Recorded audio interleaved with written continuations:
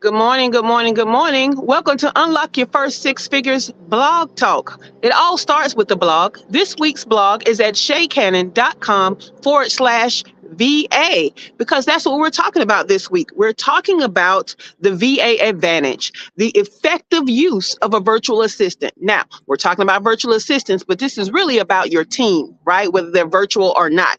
And so, but to tell you what the definition of a virtual assistant is, some of you think it is a low cost entry level administration person when that is not it, right? So there are varying skill levels to virtual assistants because it simply means someone who assists you virtually with whatever you have in your business. So think more remote worker than you think VA as a low entry level admin person, because that's not the only type of VA. Okay. So now that we've cleared that up, I have prepared 4 phases for you to take your VAs through so that you, and it's for team members also, any team member, not just virtual, so that you can have more success and get more effective use from your team member. Now, on yesterday, we talked about the first phase. The first phase is the preparation phase because you should be preparing to bring someone into your business instead of bringing them into your business and then trying to prepare around them. That's how you lose time. That's how you lose money, right? So you should prepare before you bring them into the business. That's the first phase. The second phase is the hiring phase. And yes, hiring is a whole phase. It's not just somebody says, hey, I want the job, and then you hire them, okay? It's not that. And if that's what you're doing, it's probably why it's not very effective, right? So in the hiring phase, this is what I want you to do. I want you to actually recruit. Okay. I want you to actually put this, create a post that tells people what you need, what the culture of your company is. Okay. And go ahead and put that out on various channels. Okay. Various channels. You can use job boards, company websites, social media, professional networks. You can tap out to, or I should say, reach out to agencies. You can use referrals. Do you know someone who has a great team member? Maybe that team member has the capacity to have more than one client. So you can get referred to someone that is already great. That's even better, right? So you recruit, okay? You recruit. Now you're going to do some resume screening, okay? Resume screening. Don't just take the resume and glance over it. We need to screen it, okay? So what we're doing is we're looking to see, do they meet the job requirements that we set out in the preparation, okay? We're looking for what their skill level is. If education is a thing, we're looking at the education. We're looking at what their experience is, okay? This is the time for you to take an entire list of people applying and get it down and reduce it to only the people you actually want to know more about, only the people that you actually think may be a fit, okay? So we're doing resume screening. Then we're going to do a skill assessment, okay? Some of y'all are hiring people and taking them off the words off these glorious resumes, and that is not enough, okay? So feel free to do a skill assessment. If you know you don't want somebody that hunts and pecks, you can do a typing test. If you know that it takes a little skill set for them to do something, then you can give them a small probationary project, right? But you can do a skills assessment, okay? So the next thing we're going to do is whoever does well on the skill assessment, we can go ahead and interview them, because we're now further reducing down who we take our time from our business to talk to, okay? So now we're interviewing candidates. So when you conduct your interviews, you want to do that with the shortest list of clients, okay, or candidates.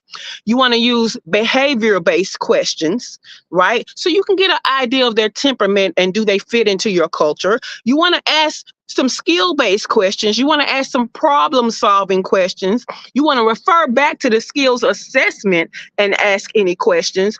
And you basically want to see if they fit with your mission and your vision. That's the culture of your business, right?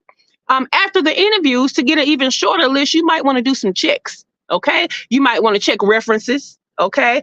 Work history, performance. If necessary, you might want to do background checks. You might want to do credit checks. There are certain industries where they have to check your credit, okay?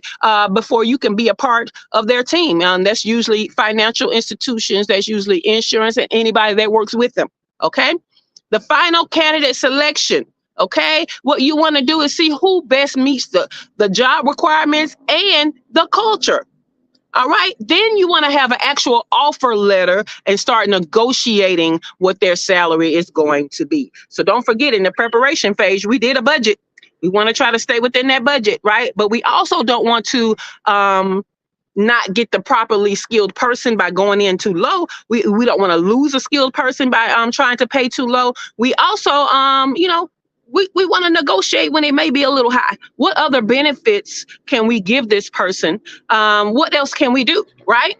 And so that is phase two, right? And I didn't even give y'all the fluff and everything about, being in bonus, not bonus status, but employer department, giving you the view. I got straight to the value today. So if you want to know about my journey, okay, I am ShaCannon. I'm a Fractional Chief Operating Officer, an award-winning Fractional Chief Operating Officer to an exclusive clientele of 6 and 7 figure CEOs. But I have a mission, and that mission includes you. I want to show business owners, entrepreneurs, how to stop spinning their wheels and struggling to get to their first 6 figures in business by showing you how to make the money and create time freedom. My freedom looks like living and working my business from anywhere in the world. This journey started in Belize. I lived in Mexico for 3 years. Past year and a half, I was in Buenos Aires, Argentina. And again, I'm back in my favorite little beach town of Playa del Carmen, Mexico. So I know I skipped this part in the beginning, but let me go ahead and give you the view that I promised you, okay? So this is the view of Playa del Carmen. You got you some Caribbean Sea up there in the corner. I'm loving it, loving it, loving it. So again, today, phase two is all about hiring. And yes, hiring should be a phase. So join us in the group.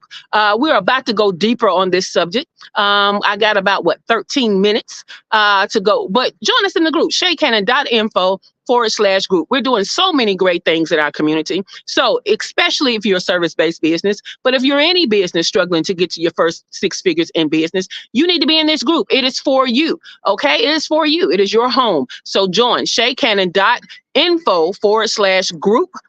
We have community work sessions. We're having community movie club night. We have all kinds of things going on. Free trainings. Every morning we have the morning show, which is like a training every morning, and you get to be on there asking questions. I don't know where you're going to get better value like this for free. Okay, so join the group, ShaCannon.info /group. See you there in about 13 minutes, and we're going to start the morning show. Have a great day.